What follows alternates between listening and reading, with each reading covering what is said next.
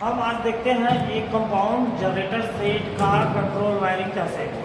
ठीक है, तो जनरेटर है, जनरेटर अपन जानते हैं क्या करता है, मैकेनिकल पावर को इलेक्ट्रिकल पावर में चेंज करता है। तो ठीक है, सबसे पहले हम जनरेटर सेट की बात करते हैं। इसका ये पैनल है, तो मोटर को चलाने के लिए ये मेन सप्लाई आया हुआ है RYB। ये सप्लाई गया है इस DLO स्टार्टर में। हाँ, ये DLO स्टार्टर में गया है, 3 फेस आया है। फिर ये DLO स्टार्टर और खोल के दिखाता हूँ, यहाँ से अंदर से आपको समझ में आएगा। ये 3 फेस इनकमिंग वायरिंग आया हुआ है MCB में। फिर वहाँ पर हम क्या किए हैं, एक अमीटर जुड़े हुए हैं। अमीटर ये देखिए, अमीटर क्या करता है, करंट बताएगा कि वो मोटर जो इंडक्शन मोटर है वो कितने एम्पियर का करंट लेता है। उसके बाद जो वोल्ट मीटर जोड़े हुए हैं 2 फेस के बीच में, उसको पैरेलली कनेक्ट किया। पैरेलली कनेक्ट करने के बाद हम इंडिकेटर जो RYB लिखा हुआ है, R face, Y face, B face, उसको अपन यहाँ से इंडिकेटर लाए हैं। तो एक सीधा मीटर के आउटपुट से लाया हुआ हूँ मैं एक इंडिकेटर में, दूसरा तार अपन वोल्ट मीटर के एक फेस से और तीसरा तार वोल्ट मीटर के दूसरे साइड से लाया हुआ हूँ। और फिर इन तीनों को मैं दूसरे पॉइंट को स्टार कनेक्शन भाई, इंडिकेटर क्या है, 220 वोल्ट में काम करता है, एक फेस और एक न्यूट्रल। तो अपन पढ़े हैं स्टार कनेक्शन और डेल्टा कनेक्शन। तो अपने पास यहाँ पर न्यूट्रल नहीं है, क्योंकि मैं जो तीन तार आया है फेस में और इसको न्यूट्रल देना है, तो इसको क्या करता हूँ मैं, स्टार कनेक्शन में तीनों का कनेक्शन कर दिया हूँ, जिससे कि इस इंडिकेटर को न्यूट्रल मिलेगा। ओके, अब ये तीनों फेस अपने से यहाँ 3 जो निकल रहे हैं आउटपुट इंडिकेटर से, है ना, वो सीधा गया है मेरा इसमें DLO स्टार्टर। ये DLO स्टार्टर किसके लिए है भैया, ये DLO स्टार्टर इंडक्शन मोटर चलाने के लिए, 3 फेस इंडक्शन मोटर RYB आया हुआ है।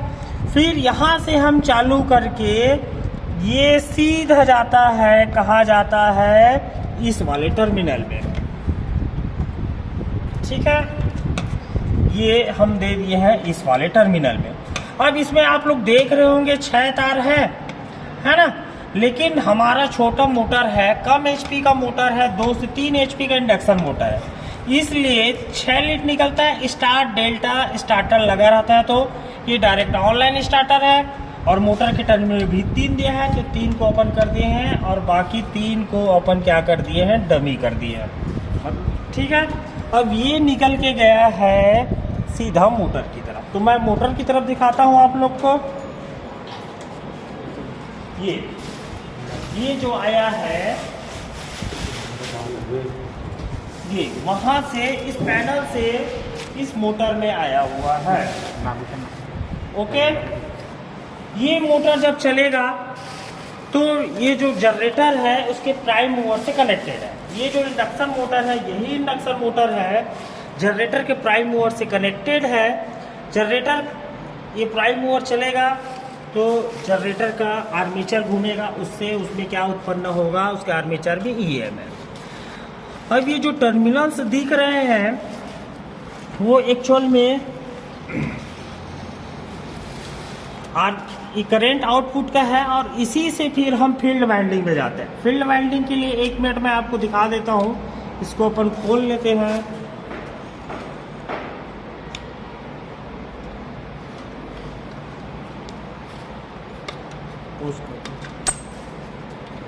यहाँ पर थोड़ा सा आर्मेचर है, आर्मेचर वाइंडिंग है, ये कम्यूटेटर है। हाँ, ये जो सेगमेंट्स दिख रहे हैं वो सब क्या है, कम्यूटेटर सेगमेंट है। जो EMF उत्पन्न होता है आर्मेचर में, वो क्या होता है, उसकी प्रवृत्ति कैसे होती है, अल्टरनेटिंग टाइप, है ना, AC प्रवृत्ति होती है, वो कम्यूटेटर में आती है। कम्यूटेटर में ही वो AC से DC चेंज होती है, फिर कार्बन ब्रश के थ्रू कलेक्ट होकर यहाँ टर्मिनल्स में आती है ना।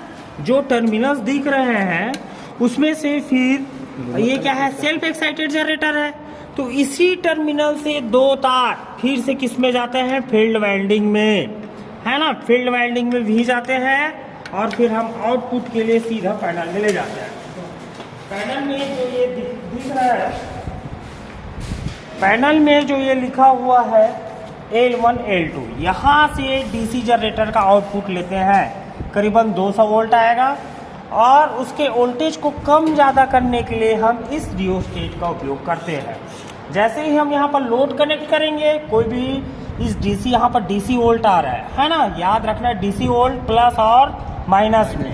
तो इस लोड से, इस आउटपुट से हम डीसी मोटर वगैरह चला सकते हैं, या जो चीज़ डीसी में ऑपरेट होता है वही चीज़ चला सकते हैं।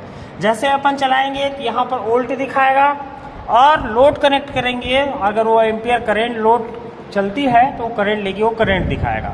और इस रियोस्टेट के थ्रू हम उसके वोल्टेज को कम ज़्यादा कर सकते हैं। अब इसका प्रैक्टिकल करके बाद में देखेंगे। अच्छे से आप लोग को सीखना है, इसका सर्किट डायग्राम बनाना है। ओके, समझ में आया जी? Yes sir.